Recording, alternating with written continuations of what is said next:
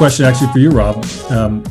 This new reality has turned everyone's world upside down, and companies have had to pivot quickly to adapt. How is COVID changing the way we think about physical access control? And you mentioned Gartner, on what are organizations like Gartner and SIA and other industry thinkers saying about how that has changed everything for us in physical access? So as a student of the world of physical access and really security and high security, as somebody who has been engaged in helping in this area for 16 years now, I have never seen, well, actually, maybe step back. For those of you who've been in the industry quite some time, how fast does access control move? It moves at the speed of the building. Once it gets deployed, it's in there and it's going to be there for a long time. And here we are now, where COVID is the great accelerator of everything, the digitization of every aspect of society, and true for physical access as well. I've never seen one thing have such a material impact on change for physical access as what COVID has. COVID to me is like a little ball of acceleration. What we thought we might accomplish in 5 or 10 years, we're going to do in 5 or 10 months. So the speed of transformation is ever present for us. Also, if I think back, putting myself in your shoes, is COVID is seemingly changing everything. So first off, look at your workforce. So if you look at industry reports post-COVID, the forecasts are 50% of all workforces either have or will fully return back to the office. The other 50%, 25% of them, or 50% of them, will go into a hybrid mode, work from home, work from the office. So now you're dealing with the complexities of resources, not just inside the four walls of your business, and the security issues of that. And the other 50% is going completely remote, like it's work from anywhere. And so think about that. Think about the security challenges with a dynamic and changing workforce that is not stationary. Even as I described this to you today, we might find ourselves 4 months from now where this has evolved significantly yet again. So the people aspect of how to protect physical access and digital access and the need to bring those together has never been more important. The second part is data. I don't know about you. Are you producing more data than you did pre-COVID?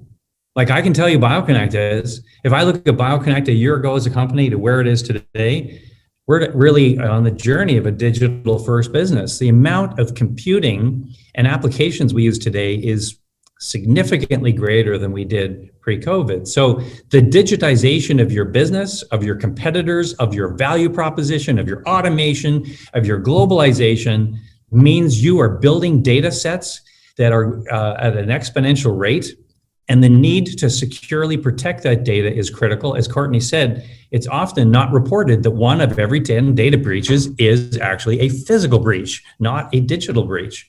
So the need to protect that data is very important. Oh, and if that's not enough, where's your data?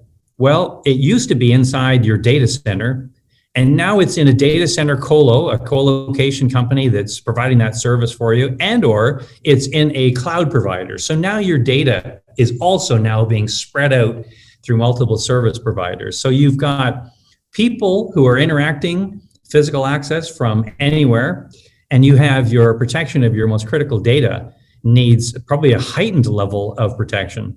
And let me give you just a small example. We all have MDF and IDF closets. What are those?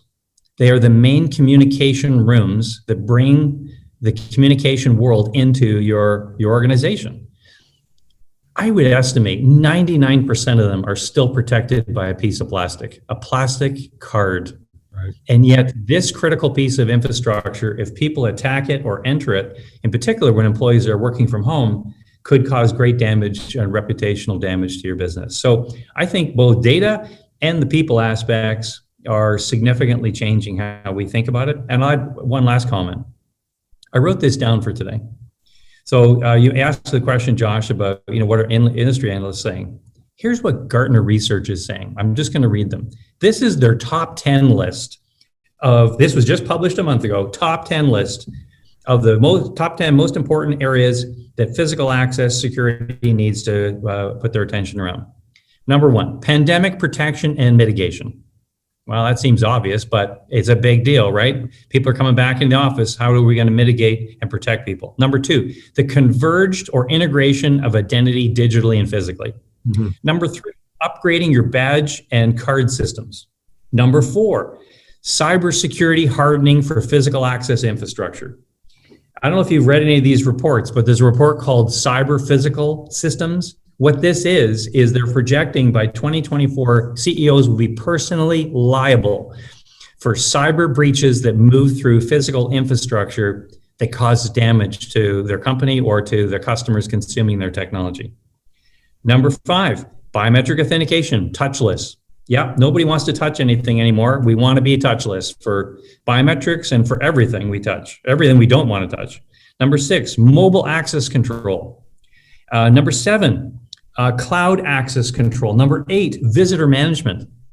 Courtney and I we've been talking about the transformation post-COVID for months. And one of the things that we really believe in is everybody's going to be a visitor on the other side of COVID. There aren't going to be employees and then visitors. There's actually going to be visitors. Because if you're in a work from home environment or hybrid environment, you are operating like a visitor. You don't come every day. You're not there 9 to 5. You are transient in your use of physical facilities, and the disciplines of visitor management are going to apply to you too. That's number 8. Of those top 8, and I'll read number 9 and number 10 is video analytics and cloud video surveillance. 8 of the top 10 highest priorities, according to Gartner's research, just published, which you can go and get and read yourself, BioConnect has a role to play in help solving those particular issues.